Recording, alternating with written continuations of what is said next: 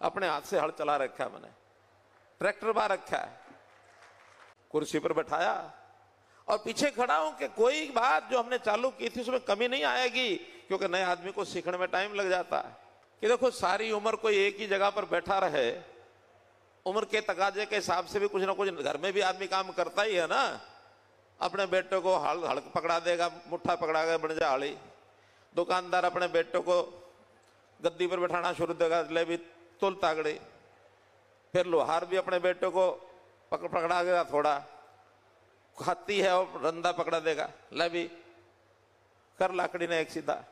कुम्हार भी है, वो भी अपने बेटे को गेती और क्या करनी वो भी पकड़ा देगा। अपने सामने उसको तैयार करता कि नहीं? तो भाई अगर हमने भी अपने सामने अपने किसी नौजवान साथी को मुख्यमंत्री बनाने के लिए ऑफर कर दिया तो ठीक काम करेगा गलत?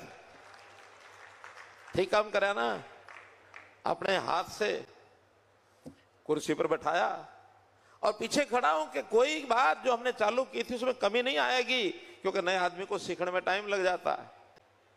बाप भी हत्था पकड़ा के हाड़ी का उसके साथ चलता है, कदे फाड़ी बड़द का लग जा करता है ना,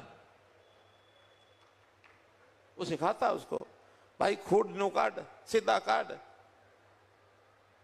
नई हाड़ी भरनी तो कैसे भरनी है। मैं सारी बात पता क्यों जानता हूं?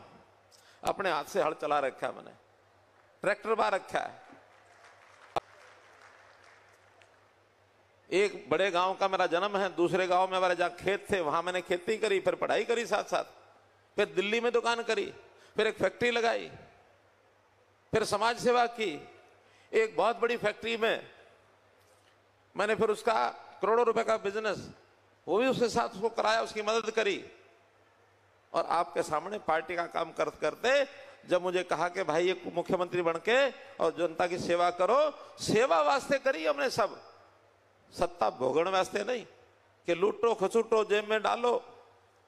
जितने लोगों ने ये सब काम किए हैं सब उनके सामने आ रहे हैं। किसी के ऊपर सीबीआई के केस, किसी के ऊपर ईडी का केस, कोई पुलिस का केस, कोई हाई कोर्ट में, कोई सुप्रीम कोर्ट में, कोई सलाखों के जेल में अंत पड़ा है। ये शुद्ध सात्विक जीवन हर किसी को बिताना चाहिए, उसके लिए मैं लगा हूं। अगले 5 साल का लाइसेंस खाली रिन्यू नहीं कराना, लेकिन गोल्डन अक्षर, सुनहरी अक्षरों में लिखवाना है आप लोगों से। लिखोगे ना? लिखोगे ना? मोदी जी के लाइसेंस को सुनहरी अक्षरों में, और हमने रिन्यू करवाना है। और उस सुनहरी अक्षरों में कराने के लिए खाली रिन्यू कराना होता तो शायद 270-72 सीटों से भी हो जाता, लेकिन जब सुनहरी शाही से कराना है तो भाई 400 सीट का टारगेट रखा है। और इस 400 सीट में हरियाणा की जो हिस्सा है, हरियाणा का हिस्सा 10 सीटों का है, लेकिन 10 भी तब पूरी होंगी जब हिसार की सीट हम जीतेंगे। हम जो यहां बैठे हैं हमारा योगदान हिसार की सीट में है।